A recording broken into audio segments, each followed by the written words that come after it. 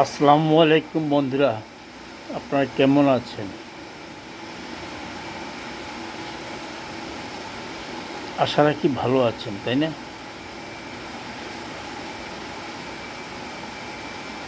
Gas নাই, বিদ্যুৎ নাই, শুধু নাই আর নাই, তাই না?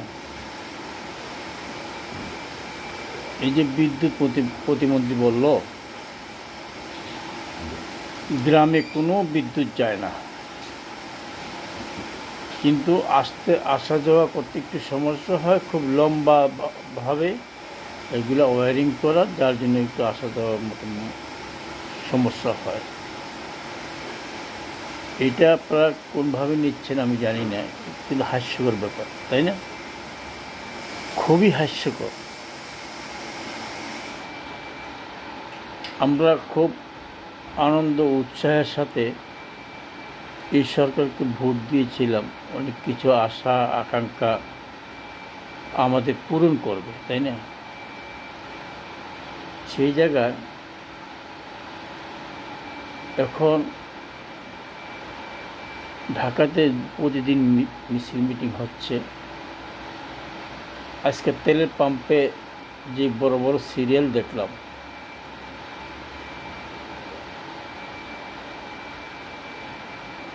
গ্যাসের পাম্প আর কি, বিশেষ করে সিএনজি, যেগুলো সিএনজি চালিত, ওই সমস্ত গাড়ির যে সিরিয়াল দেখলাম, এটা অসহনীয়। আমরা আশা করতে পারি না। আওয়ামী লীগ সরকার দুর্নীতিবাজ, লুটেরা, আমরা অনেক কিছু খেতাব দিছি, তাই না? স্বৈরাচার। এই যে আওয়ামী লীগ সরকার, শেখ হাসিনা এতগুলা বিদ্যুৎ কেন্দ্র করে গেল, ওখান থেকে কি বিদ্যুৎ উৎপাদন হচ্ছে না? বলেন, এটা একটা ডিজিটাল কোশ্চেন আপনাদের কাছে আমি জানতে চাচ্ছি। ওখান থেকে কি কোনো বিদ্যুৎ উৎপাদন হচ্ছে না নাকি? যদি বিদ্যুৎ উৎপাদন হয়ে থাকে তাহলে ওই বিদ্যুৎগুলো কোথায় যাচ্ছে? নাকি ওই বিদ্যুৎ কেন্দ্রগুলা বিকল হয়ে গেছে? কোনটা? এটা আমার কাছে না, অনেক মানুষের কাছে এটা প্রশ্ন একটাই, শেখ হাসিনা এতগুলো বিদ্যুৎ কেন্দ্র করলো, এর মধ্যে সবচেয়ে বড় মেগা প্রজেক্ট হলো রূপপুর পারমাণবিক বিদ্যুৎ কেন্দ্র। এখান থেকে বিদ্যুৎ উৎপাদন হচ্ছে, মাতারবাড়ি থেকে হচ্ছে। এই যে উৎপাদন হচ্ছে, এইগুলো বিদ্যুৎগুলো যায় কোথায়? বিশ্বাস করবেন কিনা আমি জানি না, চট্টগ্রামে রাত্রে 10টা 11টা 12টার পরে যখন আমরা শুতে যাই, তখন বিদ্যুৎটা চলে যায়, আচমকা চলে যায়। তখন আসবে কোনো শিওর নেই। আর সারাদিন তো মোটামুটি একটু আসা যাওয়ার ভিতরে থাকে।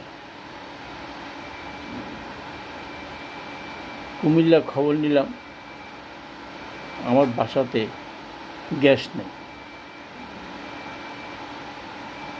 গ্যাস নেই। মধ্যরাত্রে আসে, একটু নিভু নিভু করে আসে, আবার নিভু নিভু করে চলে যায়। এই হচ্ছে আমাদের বর্তমান হাল হকিকত। যদি এই অবস্থা চলতে থাকে, আবার এই সমস্ত ব্যাপারে মন্ত্রীরা যে সমস্ত উদ্ভট কথাবার্তা বলে, এগুলো কিন্তু আশাব্যঞ্জক নয়। আমরা বাঙালি জাতি, আমরা মোটামুটি একটু সচেতন আছি, তাই না? আমরা অনেক কিছু বুঝি, অন্তত পক্ষে আমাদের বোঝার সেই সক্ষমতা আছে।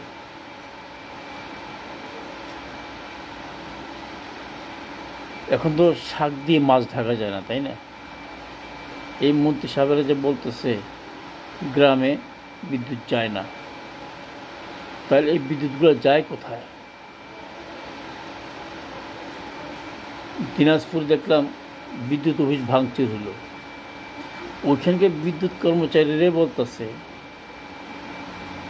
একটা লাইনে বিদ্যুৎ দিয়া আর 5টা লাইন অফ রাখতে হয়, এরকম বা শিডিউল অনুযায়ী আমরা বিদ্যুৎ সাপ্লাই করতেছি। যদি জাতীয় গ্রিড থেকে বিদ্যুৎ না আসে তাহলে আমরা বিদ্যুৎ দেবো কোত্থেকে? এখন জাতীয় গ্রিডের বিদ্যুৎগুলো যায় কোথায়? জাতীয় গ্রিডের বিদ্যুৎগুলো যায় কোথায়? এটা অনেক বড় প্রশ্ন না? শেখ হাসিনা অনেক উন্নয়ন করে গেছে, এটা ওই কী জানি কয়, কেউ অস্বীকার করতে পারবেন না। এই বাংলার জমিনে 17টি বৎসর যেমন মেগা প্রজেক্ট বড় বড় করছে, তেমন মেগা দুর্নীতিও করছে, লুটতরাজও করছে, যার জন্য সে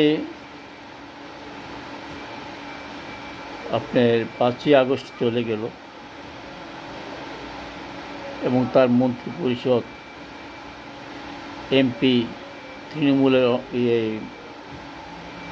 তৃণমূলের অনেক যারা কাউন্সিলর ছিলেন, পৌরসভার মেয়র ছিলেন, সিটি কর্পোরেশন মেয়র ছিলেন, তারা পর্যন্ত ভেঙে গেল। দোষ কি? স্বৈরাচার। এখন আমরা কি আরেকটা স্বৈরাচার দেখবো নাকি সরকার? আরেকটা স্বৈরাচার সরকার দেখবো নাকি? এখন সেই অপেক্ষায় আছি। কারণ জাতি কারণ প্রতিদিন তো রাজপথে আন্দোলন করতে পারবে না, তাই না? কেউ হাঁড়ি পাতিল নিয়ে, ঝাড়ু নিয়ে রাস্তায় মিছিল করবে, বিভিন্নভাবে বিভিন্ন আঙ্গিকে ব্যঙ্গাত্মকভাবে সরকারকে নিয়ে কথাবার্তা বলবে। এটা কিন্তু অসহনীয়। সরকার যদি অটুট থাকে, শক্ত থাকে, তাহলে সেক্ষেত্রে আমাদের কোনো কিছুই বলার থাকে না, তাই না? কিন্তু সরকারের চারপাশের লোকগুলা যে সমস্ত উদ্ভট কথাবার্তা বলে, এগুলো কিন্তু সহনীয় নয়। কারণ আমরা বাঙালি জাতি, আমরা সহ্য করার ক্ষমতা আছে, আবার উচ্ছৃঙ্খল হওয়ার প্রবণতা আছে। আমাদেরকে ওইদিকে ধাবিত করবেন না প্লিজ, দয়া করে। যদি মন চায় আমার এই ভিডিওটা শেয়ার করবেন। যদি কথাগুলো যুক্তিযুক্ত হয়ে থাকে শেয়ার করবেন। বুঝতে পারছেন? সমালোচনা, যুক্তিযুক্ত কথা বলা এই সোশ্যাল মিডিয়াতে বড়ই অভাব। বিভিন্ন টক শোতে আপনার বিশেষ করে এনসিপির নেতারা যদি আসে, সাংবাদিকরা প্রশ্ন করে আপনার আয়ের উৎস কী, আপনি কি করেন, আপনি এত টাকা দিয়ে চলেন কীভাবে। এখন বড় বড় রাজনৈতিক দলের নেতারা আসতে, তখন আপনারা সাংবাদিক ভাইরা প্রশ্ন করেন না।